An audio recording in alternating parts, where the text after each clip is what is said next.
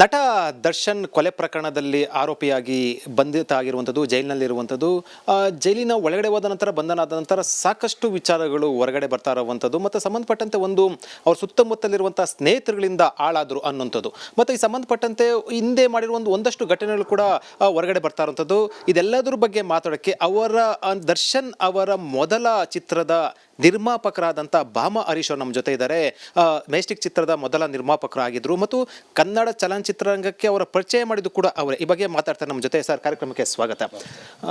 ಅಂದರೆ ದರ್ಶನ್ ನಂತರ ಮಾತಾಡೋಣ. ದರ್ಶನ್ ಘಟನಾವಳಿಗಳೆಲ್ಲ ಕೂಡ ದರ್ಶನ್ ಈ ಕೊಲೆ ಪ್ರಕರಣ ಸಿಗಾಕೊಂಡಿರುವಂಥದ್ದು, ಅರೆಸ್ಟ್ ಆಗಿರುವಂಥದ್ದು ಕನ್ನಡ ಚಲನಚಿತ್ರರಂಗಕ್ಕೆ ಒಂದು ಕಪ್ಪು ಚುಕ್ಕಿ ಅಂತ ಅನ್ಸುತ್ತಲ್ವಾ? ಖಂಡಿತವಾಗ್ಲೂ. ಯಾಕಂದರೆ ದರ್ಶನ್ ಅವರು ಯಾಕಂದರೆ ಒಂದು ಕುಟುಂಬದ ಸದಸ್ಯ. ಚಿತ್ರರಂಗ ಅಂದರೆ ಒಂದು ಕುಟುಂಬದ ಸದಸ್ಯ ಅಂದರೆ ಆ ಸದಸ್ಯ ಒಂದು ಪ್ರಕರಣದಲ್ಲಿ ಸಿಲುಕಿದಾಗ ಖಂಡಿತ ಒಂದು ಕಪ್ಪು ಛಾಯೆ ಮೂಡಿದೆ ಇಂಡಸ್ಟ್ರಿಯಲ್ಲಿ. ಬಟ್ ಎಲ್ಲರಿಗೂ ಅದು ಬೇಸರ ಇದೆ, ಇನ್ನು ಕಪ್ಪು ಛಾಯೆ ಹಂಗೆ ಇದೆ. ಸರ್, ಈ ಮೊದಲ ಕನ್ನಡ ಚಲನಚಿತ್ರಕ್ಕೆ ಅಂದರೆ ಅವರು ಹೀರೋ ಆದಾಗ ನೀವು ಫಿಲ್ಮ್ ಪ್ರೊಡ್ಯೂಸರ್ ಆಗಿರುವಂಥದ್ದು ಮೆಜೆಸ್ಟಿಕ್ಗೆ. ಆ ಒಂದು ಪ್ರಾಜೆಕ್ಟ್ ಯಾವ ರೀತಿ ನಡೆದು ಬಂತು ದರ್ಶನ್ ಚಲನಚಿತ್ರರಂಗಕ್ಕೆ ಎಂಟ್ರಿ ಆಗಬೇಕಾದ್ರೆ? ಸರ್, ಆ್ಯಕ್ಚುಲಿ 2001 ಸ್ಟಾರ್ಟ್ ಆಗಿತ್ತು ಪಿಕ್ಚರ್. ಅದು 2002 ಫೆಬ್ರವರಿ 8ನೇ ತಾರೀಕು ರಿಲೀಸ್ ಆಗಿದೆ ಆ ಪಿಕ್ಚರ್.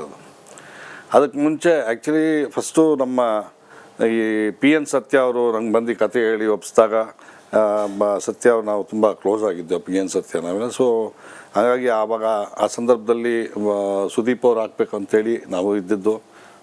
ಸುದೀಪ್ ತದನಂತರ ಅವರು ವಾಲಿ ಅನ್ನೋ ಚಿತ್ರ ಒಪ್ಕೊಂಡಿದ್ದೀನಿ. ಸೊ ಅದಾದಮೇಲೆ ಮುಂದೆ ಪಿಕ್ಚರ್ ಆದಮೇಲೆ ಮಾಡೋಣ ಅಂತ. ಬಟ್ ಆ ಸ್ಪೀಡಪ್ಪಲ್ಲಿ ನಾವು ಇದ್ದೋ.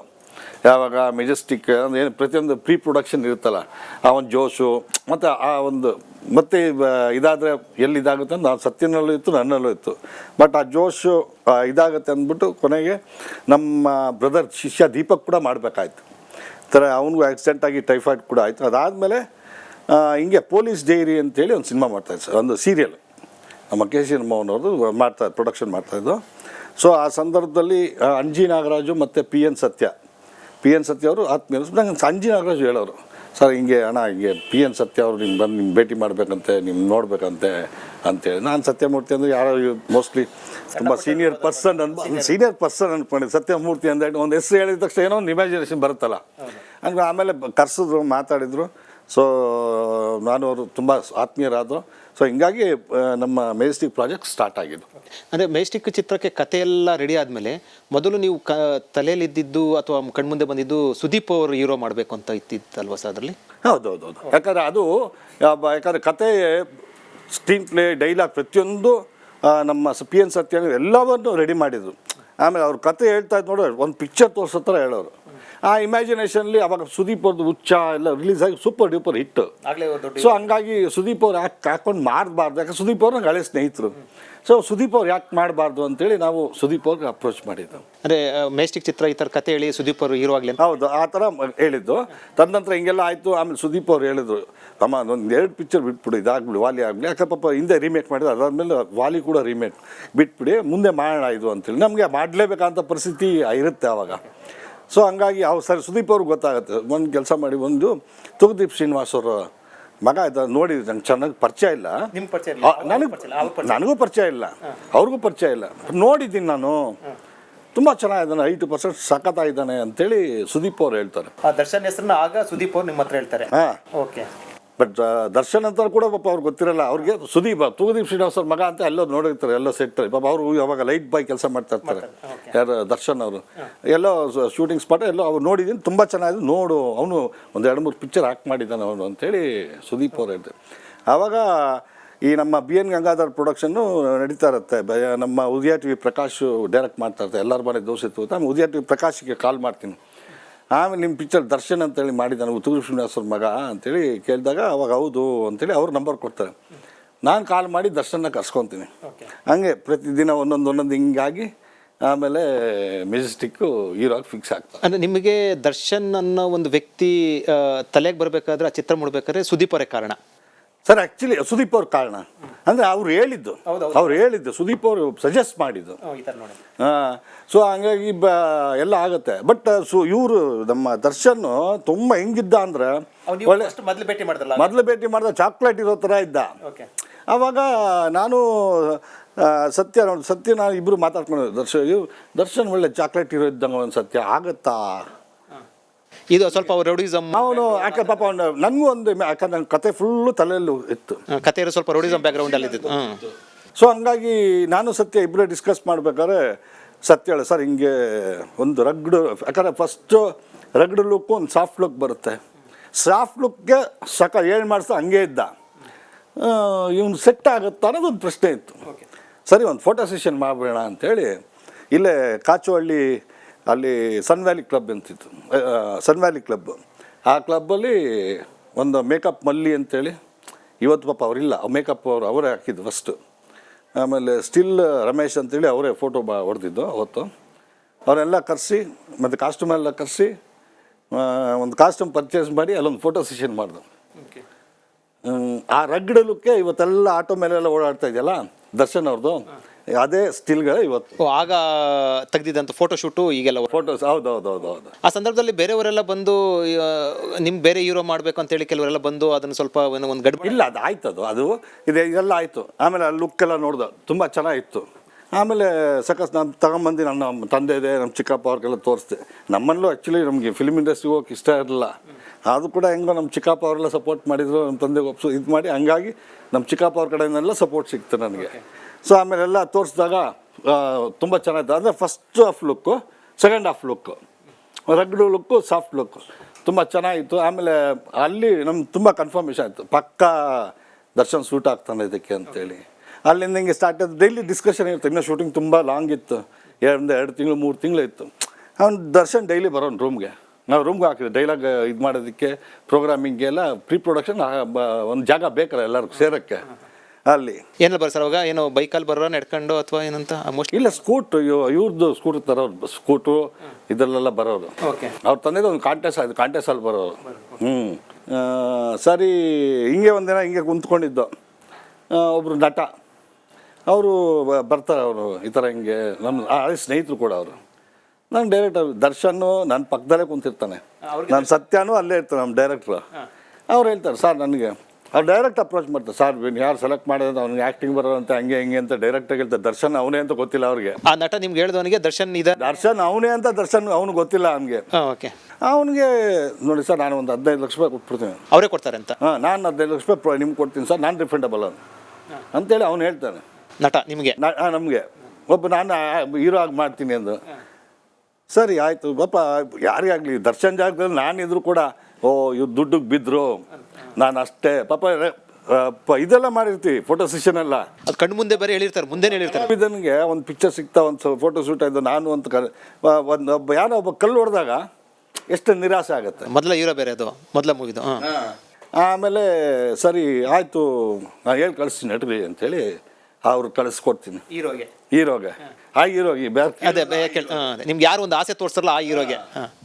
ನಮ್ಮ ಡೈರೆಕ್ಟ್ಗೂ ಡೌಟು, ರಾಮಹರೀಶ್ ಅವ್ರು ದುಡ್ಡಿಗೆ ಬೀಳ್ತಾರಾ ಅಂತ. ಅವಾಗ ನೀವು ಮೋಸ್ಟ್ಲಿ ಸಾಲ ಮಾಡ್ಕೊಂಡು ಮೂವಿ ಮಾಡ್ತಾ ಇದ್ದೀನಿ ಅವಾಗ ನೀವು. ಹೌದು, ನನ್ನ ಬಂಡವಾಳ 5 ಲಕ್ಷ ರೂಪಾಯಿ ಸರ್. ನಮ್ಮ ಮನೆಯಿಂದ ತೊಗೊಂಡೋಗಿದ್ದು ನಮ್ಮ ಚಿಕ್ಕಪ್ಪ ಅವರು ಕೊಟ್ಟಿದ್ದು 5 ಲಕ್ಷ ರೂಪಾಯಿ, ಅದೇ ಬಂಡವಾಳ. ಇನ್ನು ಮಿಕ್ಕಿದ್ದು ಎಲ್ಲ ನನ್ನ ಸ್ನೇಹಿತರುಗಳಂತ ಸಾಲ ಮಾಡಿದ್ದೆ. ನಮ್ಮ ರಾಮಮೂರ್ತಿಯೂ 6 ಲಕ್ಷ ರೂಪಾಯಿ ಕೊಟ್ಟಿದ್ದು. ಆಮೇಲೆ ನಮ್ಮ ರಮೇಶ್ ಅಂತೇಳಿ, ಶೇಷ ಅಂತೇಳಿ, ನಮ್ಮ ವಿಶ್ವನಾಥ್ ಗೌಡ ಅಂತ ಎಕ್ಸ್ ಕಾರ್ಪೊರೇಟ್ರು ಅವರು ಕೂಡ. ಆಮೇಲೆ ನಮ್ಮ ಈ ರಾಜ್ಕುಮಾರ್ ವಾರ್ಡ್ ಕಾರ್ಪೊರೇಟ್ರದ್ದು ರೂಪಾ ಲಿಂಗೇಶ್ವರ್ ಅಂತೇಳಿ, ಲಿಂಗೇಶ್ವರ್ ನನ್ನ ಕ್ಲೋಸ್ ಫ್ರೆಂಡ್, ನಾವೆಲ್ಲ ಚೈಲ್ಡ್ಹುಡ್ ಫ್ರೆಂಡ್. ಅವರು ಕೂಡ ಒಂದು 15 ಲಕ್ಷ ರೂಪಾಯಿ ಕೊಟ್ಟರು ಅವಾಗ. ಆಮೇಲೆ ಏನಾಯ್ತು ಸರ್, ಹೀರೋ ಬಂದು ಆಫರ್ ಕೊಟ್ಟಾಗ ದರ್ಶನ್ ಏನಂದ್ರು ನಿಮಗೆ?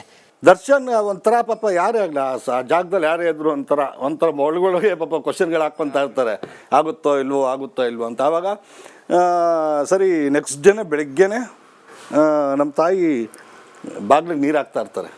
ನಮ್ಮ ರಾಜನಗರ ಬಂದು ಜೇಡ್ರಳ್ಳಿಲಿ ಅಲ್ಲಿ ನಮ್ಮ ತಾಯಿ ನೀರು ಹಾಕ್ತಾ ಇರ್ತಾರೆ, ನೀರು ರಂಗೋಲಿ ಬಿಡ್ತಾ ಇರ್ತಾರೆ ಬೆಳಗ್ಗಿನ ಜಾವ.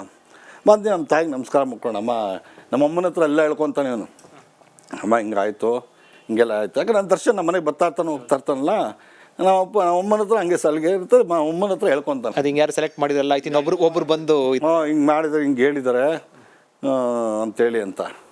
ಹಂಗೆಲ್ಲ ಮಾಡಲ್ಲ ಹೋಗಪ್ಪ, ಇಲ್ಲ ಅಮ್ಮ ಆ ಥರ ಹಿಂಗೆ ಅಂತೇಳಿ ಪಾಪ ಒಂಥರ ಅವ್ನು ನೋವು ಅವ್ನು ತೋಡ್ಕೊಂಡಂತ, ನಮ್ಮ ತಾಯಿ ಹತ್ರ ತೋಡ್ಕೊಂಡು. ನಮ್ಮಮ್ಮ ನಾನು ಇನ್ನೂ ಅವಾಗ ತಾನೇ ಎದ್ದಿರ್ತೀನಿ, ಈ ಥರ ಹಿಂಗೆ ಈ ದರ್ಶನ್ ಬಂದವನೇ ಅಂತ ಕರಿ ಅಮ್ಮ ಮೇಲೆ ಬೈ ಕರೀರಿ ಅಂತ ಹೇಳ್ತೀನಿ. ನಮ್ಮಮ್ಮ ಸರಿ ಏನೋ ಹಿಂಗೆ ಅಂತ ಹಂಗೆ ಕೇಳ್ತಾರೆ. ಅಮ್ಮ ನೋಡು, ಯಾವತ್ತಿದ್ರು ನಾ ಯಾವತ್ತೂ ಹಿಂಗೆ ಕೈ ಚಾಚೋನಲ್ಲ. ಒಂದು ಸತಿ ಮಾತು ಕೊಟ್ಮೇಲೆ ಮಾತು, ನಿನಗೆ ಗೊತ್ತು. ಯಾರೋ ದುಡ್ಡು ಕೊಡ್ತಾರೆ ಇವಾಗ ಆ ಪ್ರಾಜೆಕ್ಟ್ ಬಗ್ಗೆ ನಂಗೆ ಗ್ಯಾರಂಟಿ ಇದೆ. ಆಮೇಲೆ ನಾನು ಎಲ್ಲ ಅರೇಂಜ್ ಮಾಡಿ ಇಟ್ಕೊಂಡಿದ್ದೀನಿ. ನನಗೆ ಆ ಪ್ರಾಜೆಕ್ಟ್ ಪಕ್ಕಾ ಶೂರ್ ಶಾಟ್ ಹೊಡಿಯುತ್ತೆ ಅನ್ನೋ ಒಂದು ಗ್ಯಾರಂಟಿ ನನಗಿದೆ. ಮಿಕ್ಕಿದ್ದು ದೇವ್ರಿಗೆ ಬಿಟ್ಟಿದ್ದು ಅಂತೇಳಿ ನಮ್ಮ ತಾಯಿಗೆ ಹೇಳ್ತಾರೆ. ಅವನ್ನೇ ಸೆಲೆಕ್ಟ್ ಮಾಡು ಅಂತೇಳಿ ನಮ್ಮಮ್ಮ ಹೇಳ್ತಾರೆ. ಚೆನ್ನಾಗಿದ್ದಾನೆ ಪಾಪ, ಫೋಟೋಸ್ ಎಲ್ಲ ನೋಡಿದ್ದೀವಿ ನಾವು, ನೋಡಿದ್ವಲ್ಲ ನೀನು ತೋರಿಸಿದ್ದು, ಅವನ್ನೇ ಸೆಲೆಕ್ಟ್ ಮಾಡು ಅಂತ. ಪಾಪ ಬಡವ್ರ ಹುಡುಗಂಗೆ ಅನ್ಯಾಯ ಮಾಡಬೇಡ ಅಂತ ನಮ್ಮಮ್ಮ ಹೇಳ್ತಾರೆ. ಸರಿ ಆಮೇಲೆ ದರ್ಶನ್ ಬಾಯ್ಲಿ ಅಂತ ಹೇಳಿದೆ. ಅಲ್ಲಪ್ಪ ನಾನು ನಿನ್ಗೆ ಹೇಳಿದ್ ನಾನು ಹೇಳಿದ್ನ ನಾನು ನೀನು ಇಲ್ಲ, ಅವ್ನು ಯಾರು 15 ಲಕ್ಷ ರೂಪಾಯಿ ಕೊಡ್ತಾನೆ, ನೀನು ಆ ಪ್ರಾಜೆಕ್ಟಿಂದ ಇಲ್ಲ ಅಂತ ನಾನು ಹೇಳಿದ್ನ. ಇಲ್ಲ ಸರ್. ಮತ್ತು ಯಾಕೆ ನಿನ್ನ ಕ್ವಶನ್? ನಾನು ಹೇಳ್ದಾಗ ನೀನು ಅದೊಂಥರ ನೀನು ತಲೆ ಕಟ್ಸ್ಕೊಂಬೇಡ, ನೀನೇ ಇರೋ ಹೋಗು, ಏನೇ ಬರಲಿ ನೀನೇ ಇರೋ, ಇದು ಮಾತು ನಾನು ಚೇಂಜೇ ಮಾಡೋಣ ಅಂತೇಳಿ ಹೇಳಿ ಕಳಿಸ್ತೀನಿ. ಅದಾದಮೇಲೆ ಹೀರೋ ಮಾಡ್ಕೊಂತೀರಾ. ಈ ಮೂವಿ ಕೂಡ ಭಾಳ ಹಿಟ್ಟಾಗುತ್ತೆ. ಹೌದು, ಹಿಟ್ಟಾಗುತ್ತೆ. ನಮ್ಮ ಬರ್ಡೇ ದಿವಸನೇ ಇದು ಸಾಂಗ್ ರೆಕಾರ್ಡಿಂಗ್ ಶೂಟಿಂಗ್ ಮಾಡ್ತೀವಿ. ಸಾಂಗ್ ರೆಕಾರ್ಡಿಂಗ್ದು ಪೂಜೆ ಆಗುತ್ತೆ. ಆಮೇಲೆ ಶೂಟಿಂಗ್ ಸ್ಟಾರ್ಟ್ ಆಗುತ್ತೆ. ಫೆಬ್ರವರಿ 8ನೇ ತಾರೀಕು ರಿಲೀಸ್ ಆಗುತ್ತೆ ಸರ್. ಇಟ್ಟಾದ್ಮೇಲೆ ನಿಮ್ಗೇನಾದರೂ ಕೂಡ ಬಂದು ಏನೋ ಹೇಳಿದ್ರೆ ಸರ್ ಅವಾಗ? ಅಂದರೆ ದರ್ಶನ್ ಅಂದರೆ ನೀವೇ ಕೂಡ ಅದಕ್ಕೆ ಕಾರಣ ಆಗಿರುವಂಥದ್ದು, ಅವ್ನು ಹೀರೋ ತೊಗೊಂಡಾಗ. ಬೇರೆ ಹೊರಗಡೆ ಒಂದು ಕಾರ್ಯಕ್ರಮದ ಮೋಸ್ಟ್ಲಿ ಇದೇ ಮೂವಿ ಕಾರ್ಯಕ್ರಮದಲ್ಲಿ ಅನಿಸುತ್ತೆ ಈ ಥರದ ಈ ಬ್ಯಾನರಿಂದ ಬಂದು ನನಗೆ ಮರೆಯೋದಿಲ್ಲ ಅಂತ ನಿಮ್ಮ ಹೆಸರು ಕೂಡ ಹೇಳಿದರು ದರ್ಶನ್. ಖಂಡಿತ ಸರ್. ಯಾಕಂದರೆ ಇದು ನಮ್ಮ KCA ಸ್ಟೇಡಿಯಮ್ಮಲ್ಲಿ ಇದು ಆಡಿಯೋ ರಿಲೀಸ್ ಆಗುತ್ತೆ. ಇದೇ ನಮ್ಮ ಅಂಬರೀಷ್ ಅಣ್ಣನೇ ಆಡಿಯೋ ರಿಲೀಸ್ ಮಾಡಿಕೊಡ್ತಾರೆ. ಅದಕ್ಕೆ ನಮ್ಮ ಬ್ಯಾನರ್ ಕೂಡ ಅಂಬರೀಷ್ ಅಣ್ಣ ಅರ್ಪಿಸುವ ಅಂತಲೇ ಹಾಕಿರೋದು ನಾವು. ಅಂಬರೀಷ್ ಅವ್ರು ರಿಲೀಸ್ ಮಾಡಿಕೊಡ್ತಾರೆ. ಅಂಬರೀಷ್ ಅವರು ಅವಾಗ ದರ್ಶನ್ ಮಾತಾಡಬೇಕಾದ್ರೆ ಸರದಿ ಬರುತ್ತೆ. ಸರದಿ ಮಾತಾಡಿದಾಗ ನಾನು ಯಾವತ್ತಿದ್ದು, ಯಾಕಂದರೆ ಇವತ್ತು ಮುದ್ರಣ ಮಾಧ್ಯಮ ಎಲ್ಲ ಮಾಧ್ಯಮದಲ್ಲಿದ್ದೆ.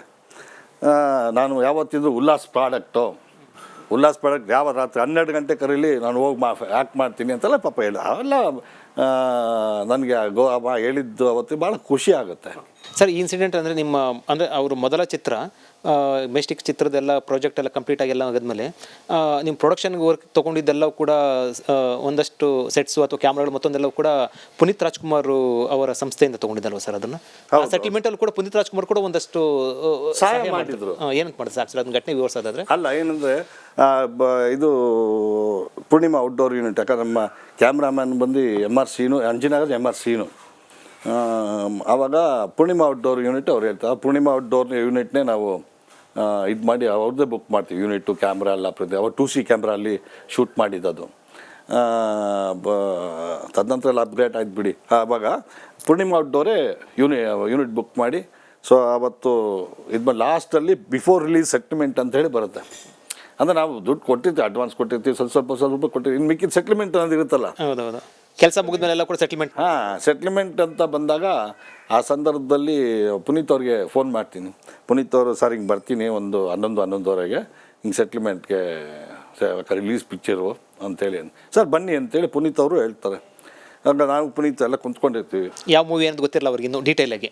ಯಾವುದು ಗೊತ್ತು ಅವ್ರಿಗೆ, ಯಾಕಂದರೆ ಯೂನಿಟ್ ಅವ್ರದ್ದಲ್ಲ, ಯೂನಿಟ್ ಅವ್ರದ್ದು.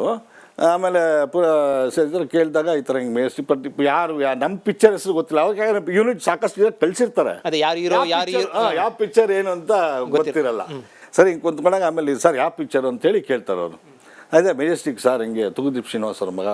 ಅಯ್ಯೋ ಹೌದಾ, ಚೆನ್ನಾಗಿ ಬಂದಿದ್ದಾರೆ, ನಂಗೆ ತೋರಿಸ್ಬೇಕು ಅಂತೆಲ್ಲ ಪಾಪ ಹೇಳ್ತಾರೆ ಪುನೀತ್ ಅವರು. ಯಾಕಂದರೆ ತೂಗುದೀಪ್ ಅವರು ತುಂಬ ಪಿಕ್ಚರು ನಿಜ ನಮ್ಮ ಸೆಟ್ಲ್ಮೆಂಟ್ ಬಂದಾಗ ಅವಾಗ ಹೇಳ್ತಾರೆ, ಏನು ಅಂದ ನೋಡಿ ಇಷ್ಟು ಕೊಡಿ, ನಿಮಗೆ ಮಾಡ್ಕೊಂಡು ಹೋಗಿ ಆರಾಮಾಗಿ.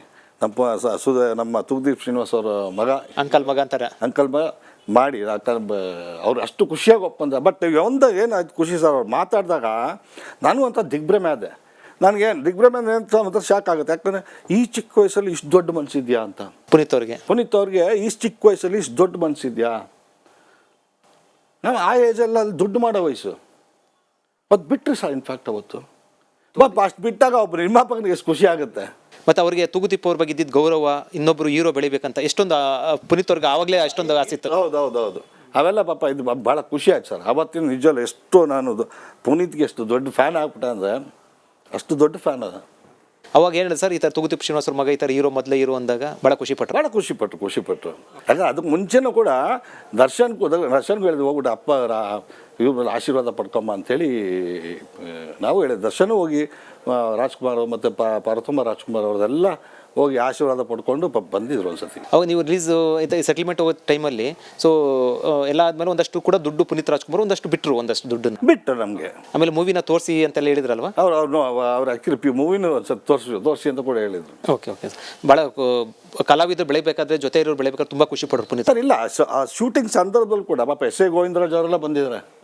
ಎಸ್ ಎ ಗೋವಿಂದರಾಜು ರಾಜ್ಕುಮಾರ್ ದೊಡ್ಡ ಅಳಿಯ ಬಂದು ಶೂಟಿಂಗ್ ಬಂದು ಊಟ ಮಾಡ್ಕೊಂಡು 2-3 ಸತಿ ಬಂದು ಊಟ ಮಾಡ್ಕೊಂಡು ಹೋಗೋರು. ಅಂದ್ರೆ ನಮ್ಮ ಊಟಕ್ಕೆ ಕರಿತಾ ಅಣ್ಣ ಊಟದ ಟೈಮ್ ಬಾ ಅಣ್ಣ ಊಟ ಮಾಡೋಣ ಜೊತೆಗೆ ಅಂತೇಳಿ ಗೋವಿಂದಣ್ಣ ಅವ್ರಿಗೆ ಹೇಳ್ತಾರೆ, ಎಸ್ ಎ ಗೋವಿಂದರಾಜ್ ಅವ್ರಿಗೆ. ಆ ಟೈಮಲ್ಲಿ ಬಂದವ್ರು ಪಾಪ ಹೆಂಗೆ ನಡೀತಾ ಚೆನ್ನಾಗಿ ಏನು ತೊಂದರೆ ಆಗ್ತಲ್ವ ಆರಾಮಾಗಿ ಪಾಪ ಬಂದು ವಿಚಾರಿಸ್ಕೊಂಡು ಹೋಗೋರು. ಪಾಪ ಹುಡುಗನ ಪಿಕ್ಚರ್ ಈ ಫಿನಿಶರ್ ಜಲ್ದಿ ರಿಲೀಸ್ ಆಗಬೇಕು ಅಂತೇಳಿ ಪಾಪ ಅಷ್ಟೆಲ್ಲ ಗೋವಿಂದರಾಜ್ ಅವ್ರು ಕೂಡ ಹೇಳಿದ್ರು. ಪುನೀತ್ ರಾಜ್ಕುಮಾರ್ ಕೂಡ ಅಷ್ಟೇ ಗೌರವ ಆಯಿತು. ಹೌದು. ಮೊದಲ ನಿರ್ಮಾಪಕರು ಕೂಡ ನೀವಾಗಿರೋದು ಇಲ್ಲ ಒಂದು ಕಡೆ ಒಂದು ದರ್ಶನ್ ಅವ್ರ ಮಾತನ್ನು ಹೇಳುವಂಥದ್ದು ಅಂದರೆ ನಾನು ಮೊದಲ ಮೂವಿಗೆ ಬರ್ಬೇಕಾದ್ರೆ ಕಾರಣ ಅಣಜಿ ನಾಗರಾಜ್ ಅವರು ನಮ್ಮನ್ನು ಪರಿಚಯ ಮಾಡಿದ್ರು ಅಂತ. ನಿಜನ ಅದು ಆ್ಯಕ್ಚುಲಿ ಓಪನ್ ಆಗಿ ಹೇಳ್ಬೇಕಂದ್ರೆ? ಸರ್ ಅಂಜಿ ನಾಗರಾಜ್ ಹತ್ರ ಅಸಿಸ್ಟೆಂಟ್ ಆಗಿದ್ದು ನಿಜ. ಅಂಜಿ ನಾಗರಾಜ್ ಅಲ್ಲ ಪ್ರೊಡ್ಯೂಸರು. ಅಂಜಿ ನಾಗರಾಜ್ ಒಂದು ಒಳ್ಳೆ ಫ್ರೆಂಡ್. ಆಮೇಲೆ ನೋಡಿ ಬೆಳೀತಾ ದೊಡ್ಡತನ ಕಲಿಬೇಕು. ಒಂದು ನಾನು ಹೇಳೋದು ಬೆಳೀತಾ ಆಮೇಲೆ ನಾವು ಮುಖಕ್ಕೆ ಬಣ್ಣ ಹಾಕ್ತೀವಿ, ನಾಲ್ಗೆಗೆ ಹಾಕೊಬಾರ್ದು. ಇರೋದು ಸತ್ಯ ಮಾತಾಡಬೇಕು. ಸತ್ಯ ಯಾವತ್ತಿದ್ದು ಸತ್ಯ ಮರೆ ಮಾಚಕ್ಕೆ ಸಾಧ್ಯನೇ ಇಲ್ಲ. ಅವರು ಯಾಕೆ ಆ ಸಂದರ್ಭದಲ್ಲಿ, ಯಾಕಂದರೆ ನಾನು ಹೇಳಿದ್ದೆ ಸುಮಾರು ಸತಿ ಇಂಟರ್ವ್ಯೂಲ್ಲಿ ಹೇಳಿದ್ದೀನಿ ನಾನು ಈ ಥರ ಪಾಪ ಅವ್ರಿಗೇನೋ ಒಂದು ಈ ನಮ್ಮ ಒಕ್ಕಲಿಗದ ಸಮಾಜ ಬೇರೆ ಅಂತ ಹೇಳಿದ್ದೆ. ಅವ್ರಿಗೆ ದೊಡ್ಡ ಈ ಜಿಂಕ್ಚಕ್ಗಳು ಹೋಗಿ ಅವ್ರ ಕಿವಿಗಳಿಗೆ ಹೇಳಿ ಪಾಪ ಅವ್ರು ಅಲ್ಲಿಂದ ನನಗೂ ದರ್ಶನ್ ಇವತ್ತು ಚೆನ್ನಾಗಿದ್ದೀವಿ. ಇವತ್ತು ನಾನು ಅವ್ನು ಪ್ರೀತಿಸ್ತೀನಿ, ಅವನು ನಾನು ಪ್ರೀತಿಸ್ತಾನೆ. ಬಟ್ ಈ ಮಧ್ಯ ಈ ಚಮಚಗಳಿಂದನೇ ಅರ್ಧ ನಾನು ಒಂದು ಡಿಸ್ಟೆನ್ಸ್ ಮೇಂಟೈನ್ ಮಾಡಿದೆ. ಅವ್ನು ಡಿಸ್ಟೆನ್ಸ್ ಮಾಡಿದೆ, ನಾನು ಮಾಡಿದೆ. ಯಾಕೆ ಈ ರೀತಿ ಆದ ಅಂದರೆ ನೀವು ಹೇಳ್ದಂಗೆ ತುಂಬ ಸಾಫ್ಟು ಒಳ್ಳೆ ಚಾಕ್ಲೇಟ್ ಇರೋದಂಗೆ ಇದೆಲ್ಲ ಆ ಥರದ್ದು ಸಾಫ್ಟ್ ಮನುಷ್ಯ ಮತ್ತು ವಿನಯ ಈ ಥರದ್ದೆಲ್ಲ ಇತ್ತು ನೀವು ನೋಡ್ದಂಗೆ. ಮತ್ತು ಬರ್ತಾ ಮೂವಿಗಳು ಒಂದಷ್ಟು ಆದ ನಂತರ ನೀವು ನೋಡ್ತಾ ಇದ್ದೀರಾ. ಯಾಕೆ ಈ ರೀತಿ ಬದಲಾವಣೆ ಆದರು ಅಂತ? ಸರ್ ಏನು ಗೊತ್ತಾ ಸರ್, ನಾವು ಏನೇ ಬೆಳೀತಾ ಹೋಗುತ್ತೆ, ಸರ್ಕಲ್ಲು ದೊಡ್ಡದಾಗ್ತಾ ಹೋಗುತ್ತೆ. ನಾನು ಹೇಳೋದು ಒಂದು ಸರ್, ನನಗೂ ತುಂಬ 3rd ಕ್ಲಾಸ್ ಫ್ರೆಂಡ್ಸ್ ಇದ್ದಾರೆ, 2nd class friends, 5th class friends ಇದ್ದಾರೆ. ನನಗೂ ನಾವು ಹೆಂಗೆ ಇಂಟ್ರ್ಯಾಕ್ಟ್ ಮಾಡ್ತೀವಿ, ಯಾವುದು ಇಟ್ಕೊಳ್ತೀವಿ, ಯಾವುದು ಇಟ್ಕೊಳ್ಳಲ್ಲ. ಯಾಕಂದರೆ ಎಲ್ಲದರಲ್ಲೂ ಪ್ರತಿಯೊಬ್ಬರಲ್ಲೂ ಒಂದು ಒಳ್ಳೆ ಗುಣ ಇದ್ದೇ ಇರುತ್ತೆ. ಯಾವತ್ತು ಒಳ್ಳೆ ಗುಣಗಳು ನಾವು ಅಳವಡಿಸ್ಕೊಂಡು ಹೋಗ್ತಾ ಹೋದರೆ ನಮ್ಮ ಜೀವನ ಸುಂದರವಾಗಿ ರೂಪಗೊಳ್ತದೆ. ನಾವು ಕೆಟ್ಟದು ಅದು ಇದೆಲ್ಲ ನಾವು ತೊಗೊಳ್ತಾ ಹೋದ್ರೆ ನಮ್ಮಲ್ಲೇ ನೆಗೆಟಿವ್ ಕಾಡ್ತಾ ಇರುತ್ತೆ. ಅದು ನೀವು ಆಗಲೇ ಒಂದು ಮಾತು ಹೇಳಿದ್ರೆ ಅಂದರೆ ಒಂದಷ್ಟು ಜನ ಚಿಂಗ್ಜಾಗಳೆಲ್ಲ ಸೇರಿಕೊಂಡು, ಒಂದಷ್ಟು ಜನ ಚಮಚಗಳೆಲ್ಲ ಸೇರ್ಕೊಂಡು, ಆ ರೀತಿ ವ್ಯಕ್ತಿತ್ವ ಸೇರ್ಕೊಂಡು ಒಂದಷ್ಟು ಒಳ್ಳೊಳ್ಳೆ ಫ್ರೆಂಡ್ಸ್ನೆಲ್ಲ ದೂರ ಮಾಡ್ಕೊಂಡು ಅಂತ. ಬಹುಶಃ ಕಿಚ್ಚ ಸುದೀಪು ಕೂಡ ಅವ್ರ ಜೊತೆ ಒಳ್ಳೆ ಸ್ನೇಹ ಇತ್ತು ನೀವು ನೋಡ್ದಂಗೆ. ಅದು ದಿನೇ ಕೂಡ ತುಂಬ ದೂರ ಆಗ್ಬಿಡ್ತು. ಯಾಕಿರ್ಬೋದು ಅಂತ ಅನಿಸುತ್ತೆ ಸರ್ ನೀವು ನೋಡ್ದಂಗೆ?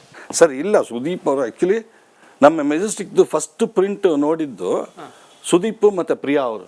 ಓಕೆ ಸುದೀಪ್ ಅವರು ಯಾಕಂದ್ರೆ ನನಗೆ ಯೂಶಲಿ ನಾನು ಸುದೀಪ್ ಅವರು ಯೂಶಲಿ ಕಾಂಟ್ಯಾಕ್ಟ್ ಇರ್ತಾಯಿದ್ದು ಅವಾಗಿಂದ. ನಾನು ಮೊನ್ನೆ ಸುದೀಪ್ ಅವ್ರು ಸ್ಟಾರ್ ಆದಮೇಲೆ, ದರ್ಶನ್ ಅವ್ರು ಸ್ಟಾರ್ ಆದಮೇಲೆ ನನಗೇನು ಫ್ರೆಂಡ್ ಅಲ್ಲ.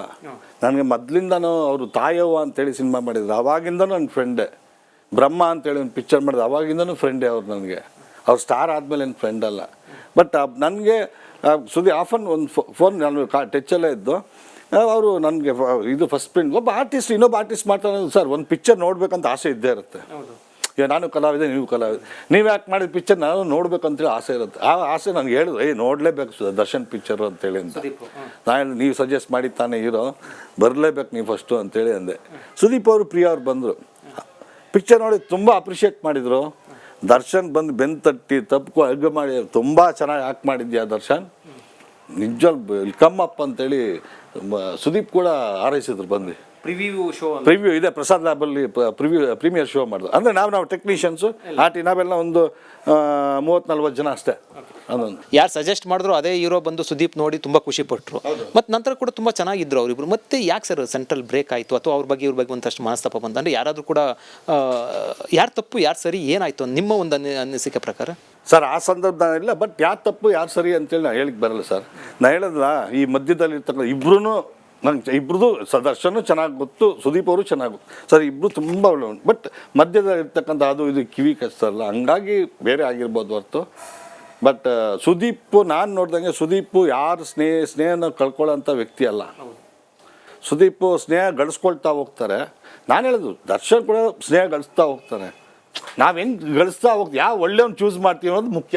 ಯಾರು ಸ್ನೇಹ ಗಳಿಸ್ತೀವಿ, ಯಾರು ಸ್ನೇಹ ಕಳಿಸ್ತೀರಿ ಅಂತ. ಯಾರು ಅಂದರೆ ಸ್ನೇಹ ನಾವು ಕಳ್ಸ್ಕೊಳ್ತೀವಿ, ಯಾರನ್ನ ಸ್ನೇಹ ಗಳಿಸ್ತೀರಿ ಇಂಪಾರ್ಟೆಂಟ್ ಆಗುತ್ತೆ. ಅದು ಇಂಪಾರ್ಟೆಂಟ್ ಆಗುತ್ತೆ, ಇದಾಗುತ್ತೆ. ಓಕೆ, ಕೆಲವೊಂದು ಕಡೆ ಸುದೀಪ್ ಅಂತ ಸ್ನೇಹ ಕಳ್ಕೊಂಡಿದ್ದು ದರ್ಶನ್ಗೆ ಲಾಸ್ ಆಯ್ತು ಅಂತ ಅನ್ಸುತ್ತಲ್ಲ. ಅದು ನನಗೆ ಗೊತ್ತಿಲ್ಲ ಸರ್, ಓಕೆ. ಯಾಕಂದ್ರೆ ಯಾರು ಲಾಸ್ ಯಾರಿಗೇನು ಗೊತ್ತಿಲ್ಲ. ಬಟ್ ಏನಂದ್ರೆ ಎಲ್ಲರ ಇಂಡಸ್ಟ್ರಿ ಆಲ್ ಆರ್ ಒನ್. ಯಾಕಂದ್ರೆ ನಮ್ಮ ಕುಟುಂಬ ಇವತ್ತು ದರ್ಶನ್ ಒಂದು ಅಲ್ಲಿದ್ದಾನೆ, ನಮ್ಮ ಕುಟುಂಬದ ಸದಸ್ಯ ಅವನು. ನಾವು ಹಿಂಗೆ ಮಾಡ್ಕೊಂಬಾರ್ದಾಯ್ತು ಅಂತೇಳಿ ನಾವು ಭಾವಿಸ್ತೀವಿ. ಯಾಕಂದ್ರೆ ದರ್ಶನ್ ಕೆಟ್ಟದಾಗಬಾರ್ದು ಅಂತಲ್ಲ, ದರ್ಶನ್ ಒಳ್ಳೇದಾಗಬೇಕು ಅಂದರೆ ಪಾಪ ಅವ್ನು ಮಾಡ್ಕೊಂಡಿದ್ದು ಒಂಥರ ಪಾಪ ಅದೊಂದು ನನಗೆ ಬೇಸರ ಇದೆ. ಹೆಂಗಿರ್ಬೋದಾಯ್ತು ಸರ್ ದರ್ಶನ್, ಹೆಂಗಿರ್ಬೋದಾಯ್ತು ಅಂದರೆ ಸರ್, ನೀವು ಒಂದು ಆರೈಕೆ ಮಾಡೋದಾದರೆ ಅಥವಾ ಒಂದು ವೆಲ್ ವಿಶ್ ಮಾಡೋದಾದರೆ ಇದು ಸುದೀಪ್ ಈ ಥರದೆಲ್ಲ ಸ್ನೇಹ ಕೊಳ್ಕೋಬಾರ್ದಾಗಿತ್ತು ಅಂತ ಅನ್ಸುತ್ತಲ್ಲ ಸರ್, ಒಂದು ಒಳ್ಳೆ ಹಿತೈಷಿಯಾಗಿ ಹೇಳೋದಾದರೆ? ಸರ್ ಖಂಡಿತವಾಗ್ಲು ಯಾರು ಫ್ರೆಂಡ್ಶಿಪ್ ಕಳ್ಕೊಂಬಾರ್ದು. ಬಟ್ ಇದ್ರೆ ಒಂದು ಯೂನಿಟಿಯಾಗಿ ಇನ್ನೊಂದೊಂದು ಒಳ್ಳೊಳ್ಳೆ ಸಿನಿಮಾಗಳು ಬಂದಿರೋದು, ಇನ್ನೊಂದು ಇವರಿಬ್ಬರು ಕಾಂಬಿನೇಷನ್ ಒಳ್ಳೊಳ್ಳೆ ಸಿನಿಮಾ ಬಂದಿರೋದು. ನಂತರ ಕೂಡ ಆಗಲೇ ಇಲ್ಲ. ಅಂದರೆ ಒಂದು ಎಲ್ಲೋ ತೋಟದ ಮೇಲೆ ಒಂದು ಗಲಾಟೆ ಆದಾಗ ಪುನೀತ್ ರಾಜ್ಕುಮಾರ್ ಮಗನಲ್ಲಿರೋಂಥ ಕಾರು ನನ್ನ ಹತ್ರ ಇದೆ ಅಂದರೆ ಇವೆಲ್ಲ ಹೋಲಿಕೆ ಒಂದು ಒಳ್ಳೆ ಬೆಳವಣಿಗೆ ಆಗ್ತಾ ಇರಲಿಲ್ಲ, ಚರ್ಚೆಗಳು ಶುರುವಾಯಿತು. ಹೋಲಿಕೆ ಸರಿಯಲ್ಲ ಸರ್. ಅವನು ಯದುವೀರ್ ಮಹಾರಾಜರ ಥರ ನಾವು ಅಲ್ಲಿ ಇರಬೇಕಾಯ್ತು ಅನ್ಕೊಳಕ್ಕಾಗುತ್ತಾ? ನಮ್ಮ ಹಣೆ ಬರ ನಮಗಿರುತ್ತೆ, ಅವ್ರ ಹಣೆ ಬರ ಅವ್ರಿಗಿರುತ್ತೆ. ಬಟ್ ಇನ್ನೊಬ್ಬರು ಈ ಏನಂತಾರೆ, ಈ ನವಿಲು ಇದು ನೋಡ್ಬಿಟ್ಟು ಏನಕ್ಕೆ ಪುಕ್ಕ ತರ್ಕೊಂತ ಅಂತೇಳಿ ಗಾದೆ ಇದ್ದಿಲ್ಲ, ಆ ಥರ ಆಗ್ಬಿಡುತ್ತೆ. ನಾವು ಇನ್ನೊಬ್ರು ಹೋಲಿಸ್ಕೊಳ್ಳೇಬಾರ್ದು. ಅವ್ರ ವ್ಯಕ್ತಿತ್ವ ಅವ್ರಿಗೆ, ಇವ್ರ ವ್ಯಕ್ತಿತ್ವ ಅವ್ರಿಗೆ, ಅವ್ರು ಹೆಂಗೆ ಲಿವಿಂಗ್ ಸ್ಟೈಲ್ ಅವ್ರಿಗಿರುತ್ತೆ, ಇವ್ರ ಲಿವಿಂಗ್ ಸ್ಟೈಲ್ ಹೆಂಗಿದೆ. ಬಟ್ ಇನ್ನೊಬ್ರು ಹೋಲಿಕೆ ಮಾಡಿಕೊಂಡು ನಾವು ಜೀವನ ಮಾಡೋದಿದೆಯಲ್ಲ, ಭಾಳ ತಪ್ಪದು. ಯಾಕಂದ್ರೆ ಏನು ಬೇಕಾದ್ರೆ ಆಗ್ಬೋದು. ಯಾಕಂದ್ರೆ ಒಂದು ಸತಿ ಮನುಷ್ಯ ಡೌನ್ ಫಾಲ್ ಆಗಿಬಿಟ್ರೆ ಯಾರು ಎತ್ತಲ್ಲ ಸರ್. ಇವಾಗ ದರ್ಶನ್ ಪಾಪ ಬಿದ್ದು ಯಾರು ಎತ್ತಾರೆ ಹೇಳಿ? ದರ್ಶನ್ ಏನೋ ಒಂದು ಸೆಕೆಂಡ್ ಯಾರಿಗೋ ಮುಖಾಂತರ ಯಾರು ಏನೋ ಮಾಡಿದೆ ಅದು ಬಿಕ್ಕಿದ್ದು ಪೊಲೀಸ್. ಬಟ್ ಏನು ಆರೋಪಿ ಅಲ್ವಾ, ಆರೋಪಿಯಾಗಿ ಕರ್ಕೊಂಡು. ಬಟ್ ದರ್ಶನ್ ಮಾಡ್ಕೊಂಡು ಇದಕ್ಕೆ ನಾನು ಹೇಳೋದು ಪಾಪ ಯಾರು ದರ್ಶನ್ ಇಸ್ ಸಫರರ್. ನಾವು ಯಾವತ್ತೂ ತಾಳ್ಮೆ ಕಳ್ಕೊಬಾರ್ದು. ಮೊದಲ ಮೂವಿಗೆ ಎಷ್ಟು ನೀವು ಸಂಭಾವನೆ ಕೊಟ್ಟಂತ ಕ್ಯೂರಿಯಾಸಿಟಿ ಕೇಳ್ಬೋದಾ ಸರ್? ನಾವು ಸಂಭಾವನೆ ಕೊಡಿ, ಯಾಕಂದ್ರೆ ಹೊಸಬನ್ಗೆ ಆ ಸಂದರ್ಭದಲ್ಲಿ ಚಾನ್ಸ್ ಕೊಡೋದೇ ಭಾಳ ದೊಡ್ಡ ವಿಚಾರ. ದರ್ಶನ್ ಅವಾಗ ಬೇರೆ ಅವರು ದೊಡ್ಡ ವಿಚಾರ ಸರ್. ಎಲ್ಲರೂ ದುಡ್ಡು ಕೊಟ್ಬಿಟ್ಟು ಹೀರೋ ಹಾಕಿ ಹೋಗ್ತಾರೆ. ಅದೇ ಕಣ್ಮುಂದೆ ನಡೆದಿತ್ತಲ್ಲ, 15 ಲಕ್ಷ ಕೊಡ್ತೀವಿ ನೀವು ಹೀರೋ ಮಾಡಿ. ನಾನು ಪಿಕ್ಚರ್ ರಿಲೀಸ್ ಆಗಿ ಇದಾದ್ಮೇಲೆ 75,000 ರೂಪಾಯಿ ಕೊಟ್ಟಿದ್ದೆ ದರ್ಶನ್ ಅನ್ಕೋ. ನಾನೇ ಈ JP ನಾಡ್ದೊಂದು ಮನೆ ಇದು ಮಾಡಿದ್ರು, ಇಂಡಿಪೆಂಡೆಂಟ್ ಹೌಸು, ಅವು ನಾನೇ ತೊಗೊಂಡೋಗಿ ಕೊಟ್ಟಿದ್ದೆ ದರ್ಶನ್. ಆಗ 75,000 ಭಾಳ ಬೆಲೆ, ಭಾಳ ದೊಡ್ಡ ಅಮೌಂಟ್. ಓಕೆ, ಅದಾದಮೇಲೆ ದರ್ಶನ್ ಕೋಟಿಗಟ್ಟಲೆ ಅಮೌಂಟ್ ನೋಡಿ ನಿಮಗೂ ಕೂಡ ಗೊತ್ತಿದೆ. ಅದಾದ ನಂತರ ಬದಲಾವಣೆ ಹೋಗ್ತಾ ದೊಡ್ಡ ಎತ್ತರಕ್ಕೆ ಬೆಳಿಬೇಕು. ಈ ಥರದ್ದು ಗಲಾಟೆಗಳು ಪದೇ ಅಂದರೆ ಒಂದು ಗಲಾಟೆ 2 ಗಲಾಟೆ ಆದರೆ ಓಕೆ, ಏನು ಗೊತ್ತಿಲ್ದಿರ ಅನ್ಬೋದು. ಒಂದು ಪದೇ ಈ ಥರ ಗಲಾಟೆಗಳು, ಈ ಥರ ಒಂದಷ್ಟೆಲ್ಲ ಕಾಂಟ್ರವರ್ಸಿ ಸಿಗಾಕೊಂಡಿದ್ದು ಒಂದು ಹೀರೋಗೆ ಇರಬೇಕಾಗಿದೆ. ಯಾಕಂದ್ರೆ ಫ್ಯಾನ್ಸ್ ಫಾಲೋವರ್ಸ್ ತುಂಬ ಇದ್ದಾರೆ. ಇದು ಯಾಕಾಯಿತು ಅಥವಾ ಈ ಥರದ್ದು ಬೇಕಾಗಿತ್ತು ಅಂತ ಅನ್ಸಲ್ಲ? ಯಾಕಂದ್ರೆ ಬೇರೆ ಯಾರು ಹೀರೋಗಳದ್ದು ಕೂಡ ಈ ರೀತಿ ಆಗಿರಲಿಲ್ಲ ಸರ್. ಖಂಡಿತವಲ್ಲ. ಯಾಕಂದರೆ ಯಾಕಂದರೆ ಅವ್ರವರು ಪರ್ಸ್ನಲಾಗಿ ಹೆಂಗೆ ನಾವು ಸಮಾಜದಲ್ಲಿ ನಡ್ಕೊಳ್ತೀವಿ ಅದ್ರ ಮೇಲೆ ಡಿಪೆಂಡ್ ಸರ್. ಬಟ್ ಯಾಕಂದ್ರೆ ಈ ಒಂದು ವಿಚಾರದಲ್ಲಿ ನಾನೇನು ಹೇಳಲಿಕ್ಕೆ ಹೋಗಲ್ಲ. ನಾವು ಹೆಂಗೆ ಉಳಿಸ್ಕೊತೀವಿ ಸಮಾಜ ಹಂಗೆ ಸರ್. ಈಗ ನೀವು ಮುಂಚಿಂದ ಕೂಡ ರಾಜಕೀಯದಲ್ಲಿ ಉಳಿಸ್ಕೊಂಡಿದ್ದಂಥವ್ರು, ಮತ್ತು ರಾಜಕೀಯ ಜೊತೆಲಿ ಹಲವು ಮುಖಂಡರ ಜೊತೆ ಸಂಪರ್ಕ ಇತ್ತು, ಅವೆಲ್ಲ ಕೂಡ ಇತ್ತು. ದರ್ಶನ್ ಇತ್ತೀಚೆಗೆ ಎಲ್ಲ ಒಂದು ಕಡೆ ಯಾರೊಬ್ರು ಹೇಳಿದ್ರು ಏನು ರಾಜಕೀಯ ಫೀಲ್ಡ್ಗೆ ಬರಬೇಕು ಆ ಥರದ್ದೆಲ್ಲ ಒಂದಷ್ಟು ಎಲ್ಲ ಚರ್ಚೆ ಆಗ್ತಾಯಿತ್ತು. ಹಿಂದೆ ಸುಮಲತಾ ಅವರು ಕೂಡ ಹೋಗ್ಬಿಟ್ಟು ಕ್ಯಾಂಪೇನ್ ಎಲ್ಲ ಮಾಡಿದ್ರು ಮಂಡ್ಯದಲ್ಲಿ. ರಾಜಕೀಯ ಸಂಬಂಧ ಅಂದರೆ ಏನಾದರೂ ಕೂಡ ಹಿಂದೆ ಎಲೆಕ್ಷನ್ ನಿಂತ್ಕೊಳ್ಳುವಂಥ ಏನಾದರೂ ಕೂಡ ಒಂದು ಆಫರು ಆ ಥರದ್ದು ಏನಾದರೂ ಇತ್ತಾ ದರ್ಶನ್ಗೆ? ಸರ್ ದರ್ಶನ್ಗೇನು ಇರಲಿಲ್ಲ, ದರ್ಶನ್ಗೆ ಇಲ್ಲ. ನಾನು 2005ರಲ್ಲಿ ಲೋಕಸಭಾ ಎಲೆಕ್ಷನ್ ಆಯಿತು. ಕುಮಾರಣ್ಣ ಅವರು ಮನುಷ್ಯ ಮಾತಾಡಬೇಕು ಅಂತೇಳಿ ನಾನು ದೇವೇಗೌಡರ ಮನೆಗೆ ಹೋಗಿದ್ದೆ. ಹೋದಾಗ ಕುಮಾರಣ್ಣ ಮತ್ತು ದೇವೇಗೌಡರು ಹೇಳಿದ್ರು, ಈ ಥರ ಹಿಂಗೆ ದರ್ಶನ್ನು ಚಿಕ್ಕಬಳ್ಳಾಪುರ ಲೋಕಸಭಾ ಎಲೆಕ್ಷನ್ಗೆ ಕಂಟೆಸ್ಟ್ ಮಾಡೋಕ್ಕೆ ಹೇಳು, ಮಾಡಿದ್ರೆ ಖಂಡಿತ ಅವ್ನು ಬರಲಿ, ನಾಮಿನೇಷನ್ ಮಾಡಲಿ, ಎಲೆಕ್ಷನ್ ಕ್ಯಾಂಪೇನಿಂಗ್ ಮಾಡಲಿ, ನೀನೆಲ್ಲ ಇರ್ತೀನಿ ನೋಡ್ಕೊತೀಯ. ಬಟ್ ಇದು ಮಿಕ್ಕಿದ್ದು ಏನಿದೆ ಫಂಡಿಂಗ್, ಎಲೆಕ್ಷನ್ ಖರ್ಚು ಮತ್ತು ಪ್ರತಿಯೊಂದು ನಾನು ಮಾಡ್ತೀನಿ. ಒಬ್ಬ ಬಡ ಹುಡುಗನ ಅಂದರೆ ನಮಗೊಂದು ಆಸೆ ಏನಂದರೆ ಅಲ್ಲಿ ಒಬ್ಬ ಇವಾಗ ತಾನು ಹುಟ್ಟಿರ್ತಕ್ಕ ಕಲಾವಿದ ಒಬ್ಬ ಸಾಮಾನ್ಯ ವ್ಯಕ್ತಿನ ಅಲ್ಲಿ ಲೋಕಸಭಾ ಮೆಂಬರ್ ಮಾಡಬೇಕು ಅನ್ನೋದು ನನ್ನ ಹತ್ರ ಹೇಳಿದರು ಸರ್. ದರ್ಶನ್ ಹೆಂಗಿರಬೇಕು ಈಗ ಮುಂದಿನ ದಿನಗಳಲ್ಲಿ ಏನಾಗುತ್ತೆ, ನ್ಯಾಯಾಲಯ ಮತ್ತು ಇನ್ನೂ ಕೂಡ ವಿಚಾರಣೆ ನಡೀತಾ ಇದೆ, ಅವೆಲ್ಲ ಕೂಡ ಆ ಫ್ಯಾನ್ಸ್ಗಿರ್ಬೋದು ಅಥವಾ ಅವ್ರಿಗಿರ್ಬೋದು ಮುಂದೆ ಹೆಂಗಿರಬೇಕು ಅಂತ ನೀವೊಂದು ಹಿತೈಷಿಯಾಗಿ ಏನಂತ ಹೇಳ್ತೀರಾ? ಸರ್ ನಾನು ಆ್ಯಸ್ ಎ ಒಳ್ಳೆ ಯಾಕಂದ್ರೆ ನನ್ನ ಕುಟುಂಬದ ಸದಸ್ಯ ಅವನು, ಹೌದು. ನನ್ನ ತಮ್ಮ. ನಾನು ಹೇಳಿದ್ದು ಯಾಕಂದರೆ ಆಗೋಯ್ತು. ಈಗ ಕಾನೂನು ಮುಂದೆ ಯಾರು ಎಲ್ಲರೂ ತಲೆ ಬಾಗಲೇಬೇಕು. ಕಾನೂನು ಹೆಂಗೆ ಹೇಳಿ, ಕಾನೂನು ಎಲ್ಲ ಪ್ರತಿಯೊಂದು ಮುಗಿಸ್ಕೊಂಡು ಬಂದಮೇಲೆ ನಿಜ ತಾನಾಯಿತು, ಒಂದು ಪಿಕ್ಚರ್ ಆಯಿತು, ತನ್ನ ಕುಟುಂಬ ಆಯಿತು, ಆಮೇಲೆ ಒಳ್ಳೆ ಸ್ನೇಹಿತರು ಹಾರಿಸ್ಕೊ. ನಿನಗೆ ಹೊಗಳೋರು ಹಾಕೊಂಬೇಡ, ನಿನ್ನ ಬೈಯೋರು ಹಾಕು, ನಿನ್ನ ತಪ್ಪು ಹೆಜ್ಜೆ ಇಡೋರು ಹಾಕು, ಜೊತೆಲಿ ಇಟ್ಕೋ. ಕುಟುಂಬದ ಜೊತೆ ಚೆನ್ನಾಗಿರು. ಅಲ್ಲ ಸರ್, ಇರ್ತಾರೆ ಸರ್, ಎಲ್ಲ ಇದೆ ಅಟ್ಮಾಸ್ಫಿಯರಾಗಿ ಮಾಡುತ್ತೆ. ಇವತ್ತು ಎಲ್ಲ ಚೆನ್ನಾಗಿದ್ದಾರೆ. ಹೇಳೋದು ಇಂಥ ಒಳ್ಳೆ ಸ್ನೇಹಿತರು ಅಂದರೆ ತಾನು ತಪ್ಪೆಜ್ಜೆ ಇಡಬೇಕು, ತಪ್ಪೆಜ್ಜೆ ಅಂತ ಹೇಳೋವಂಥವ್ರು ಇರಬೇಕು, ನಿಷ್ಠೂರತೆಯಿಂದ ಮಾತಾಡೋರು ಇರಬೇಕು. ಅಂಥವ್ರು ಇದ್ದಾಗ ಒಳ್ಳೆ ನಿಜವೂ ಒಂದು ಒಳ್ಳೆ ಮನುಷ್ಯನಾಗಿ ರೂಪುಗೊಳ್ತಾರೆ. ದರ್ಶನ್ ಮುಂದೆ ಹೆಂಗಿರಬೇಕು, ಸುತ್ತಮುತ್ತ ಇರುವಂಥ ಬಳಗವನ್ನು ಚೆನ್ನಾಗಿ ಇಟ್ಕೊಂಡಿರಬೇಕು ಅಂತ ಕೂಡ ಹೇಳುವ ಮೂಲಕ ಒಂದು ಸಂದೇಶವನ್ನು ಕೊಟ್ಟರು. ಜೊತೆಗೆ ಒಂದು ಹೊಸ ವಿಚಾರವನ್ನು ಹೇಳಿದ್ರು. ಈ ಹಿಂದೆನೇ ಕೂಡ ದರ್ಶನ್ ಅವ್ರನ್ನ MP ಚುನಾವಣೆಗೆ ಸಂಬಂಧಪಟ್ಟಂತೆ ಕುಮಾರಸ್ವಾಮಿ ಮತ್ತು ದೇವ್ ಕೂಡ ಅವ್ರನ್ನ ಬೆಳೆಸೋ ವಿಚಾರ ಸಂಬಂಧಪಟ್ಟಂತೆ ಒಂದು ಆಫರ್ ಕೊಟ್ಟಿದ್ರು, ಆದರೆ ಬಂದಿರಲಿಲ್ಲ ಅಂತ ಕೂಡ ಒಂದು ಹೊಸ ಮಾಹಿತಿಯನ್ನು ಕೂಡ ಕೊಟ್ಟರು. ಇದೇ ಇವತ್ತಿನ ವಿಶೇಷ.